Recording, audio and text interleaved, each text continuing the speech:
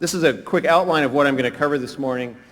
I'd like to tell you a little bit about the results of our public offering, talk about the addition of our third hardware partner, our entry into the coin-operated game market, the establishing of our second foundry for our silicon custom chips, explain our full-motion video strategy. We'll talk about the status of the product launch for this fall, and then I'd like to give some introductory comments about our plans in the network area, particularly on the cable side. Just recently, we completed a public offering, and the net proceeds to the company were $48.5 million. One of the interesting things about this offering is that, first of all, the market was very receptive to it. We sold the shares to the public at $15 a share, and it opened trading at $18, and it has been over $20 ever since. And this is a reflection of tremendous market interest and confidence in multimedia as a new technology direction, and a tremendous vote of confidence for 3DO. Plus, it's nice to have the money in the bank. Now, a couple of other noteworthy things is that there were no selling shareholders in the public offering. All of the current shareholders, both employees and corporate partners, want to hang on to their 3DO shares, and in fact, we all agreed to not sell any for another 18 months. So this is our basically saying that we're totally betting on the future of 3DO, and we're not going to be out there speculating and trading the stock. We're going to be hanging in there for the next couple of years, building the company into a successful business. I'd like to now announce that Sanyo has joined 3DO as our third hardware partner, joining us with Matsushita and AT&T. We have now concluded our license agreement with AT&T. I'm happy to announce that today. And Sanyo will be showing this prototype product, which is the Sanyo 3DO player, will be on display in the 3DO booth. We're just now in the finalization stages. We've completed the hardware license agreement, but we're going through the finalization and formal signing process in a couple of weeks. We're very happy to have Sanyo on board.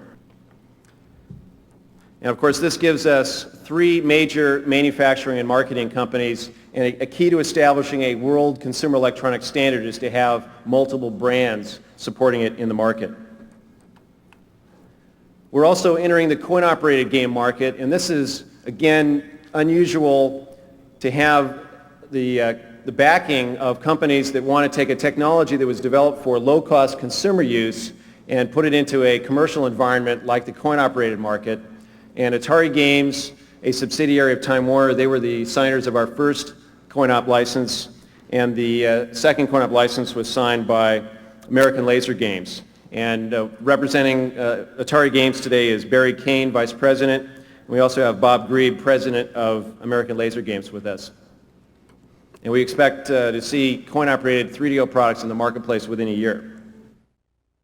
Now I'd like to outline our full-motion video strategy, which has many different levels. We'll be illustrating, both here in our demonstration and in our booth, the sort of baseline performance for full-motion digital video, which is what we call Cinepak. This is a technology that we licensed from Supermac, and which we combine with some compression technologies that are built into 3DO hardware. And it's something that runs on all 3DO players. It does not require any hardware add-ons whatsoever. And we'll be showing many examples of how that can be used for both video playback as well as in interactive title development. Now, in addition to Cinepak, we wanted to support Mpeg 1 as an expansion option. And this is the same Mpeg 1 that Philips is introducing as an expansion option for CDI. And our point of view about Mpeg 1 is that it's kind of a transition step for full motion video. That's one of the reasons why we chose not to build it in. And it will be replaced by Mpeg 2 within a few years, but it's an important transition step in the market. We wanted to make sure that if our customer wants Mpeg 1 video CDs, that they'll be able to play them.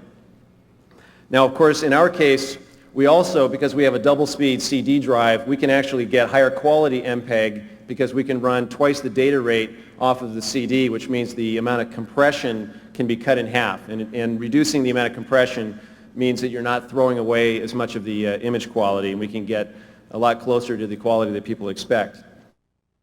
Now, to update you on some details about the launch, we're on track. A lot of software is in development now. The Panasonic hardware will be going into production soon in support of first shipments in October. We have the final silicon, which we just recently received from AT&T, and that's checked out successfully. Panasonic will be shortly talking to you about some of their introductory plans. and we're all set to proceed from the U.S. launch this fall to launches in Japan and Europe next year. So now I would like to introduce Dick Lovasolo to talk about what Panasonic is doing. Dick? We are very pleased to announce that Panasonic will be beginning shipping this real 3DO interactive multiplayer in September of this year for retail rollout in October. And we will be supporting this introduction with an aggressive advertising, public relations, and promotional programs to quickly capture the attention of the public and to educate and excite the consumers about 3DO. As you have heard from Trip, the software community is lining up behind this new technology, producing exciting titles which will help establish this product in the marketplace this fall. Thank you, Dick. Here's a status update on software. We now have over 300 licensees that have signed up to develop 3DO software. As you can see, there's quite a bit of geographic dispersion. We have quite a few in both Europe and Japan. Of these companies, 92 of them have already purchased from 3DO development systems for development. Now, that of course leaves a couple hundred that haven't, but a lot of those have only signed the license in the last 3 months. So a lot of times companies will sign the license and then take a few months to decide what they're going to do before they start spending money on equipment.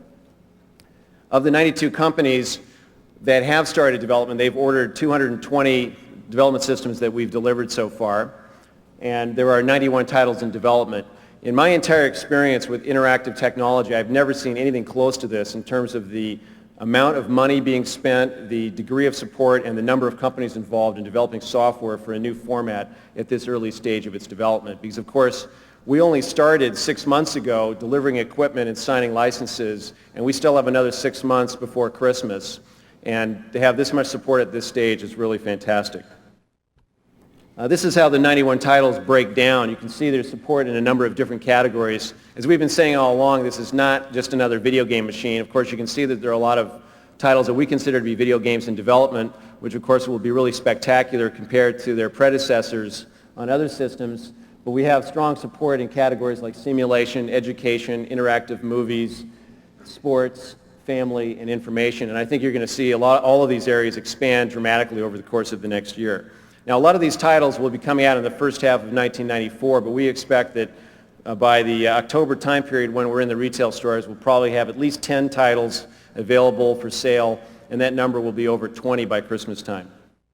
I'd like to just talk about another business area that we're moving into. We think that 3DO as a core technology has many applications in many different market areas, and the number 2 focus for the company, of course CD-ROM being the primary focus, but the number 2 focus is networks and cable networks, broadband networks in particular, and I just want to mention a little bit about our plans in that area.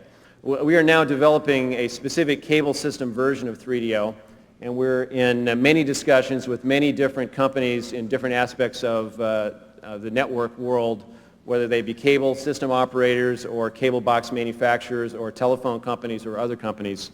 And we're having very good discussions. We expect that in the next couple of months we'll be able to make some announcements about trials that we are going to be participating in, hopefully to kick off towards the end of this year or first quarter of 1994.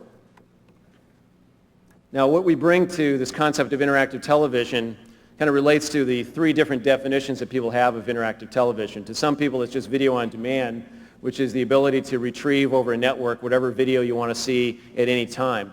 And of course, from a 3DO perspective, we think that we can not only do this really, really well, we can provide a user interface for it that is so compelling and exciting that people will want to use it more and consume more, and that's important to network operators. The second category we call simulcast, and that's where you're looking at a normal broadcast product, but simultaneously you're getting additional digital data delivered into the 3DO system, and maybe that allows you to look up sports scores while you're watching a movie, or maybe it allows you to have a more tightly integrated application where you're playing along or retrieving information during the application. Of course, the third area, which is the most exciting, is multimedia, and there's a wide variety of applications where the animation and graphics power and the color processing power of 3DO allow tremendous advances in a lot of these multimedia interactive TV concepts. So we look forward to the development of a lot of new information services that can really capitalize on 3DO technology. This is a photograph of the final system board for the 3DO system. In fact, I happen to have one right here. And as you can see, there's really not that much to it. It's a 2-layer PC board. We have all of the final parts on it, and this is going to be going into production very soon. So it's real. 6 months ago we had the promise, and now we have the reality. And that's very exciting. You can tell that something this small and this simple is not going to be that expensive for very long.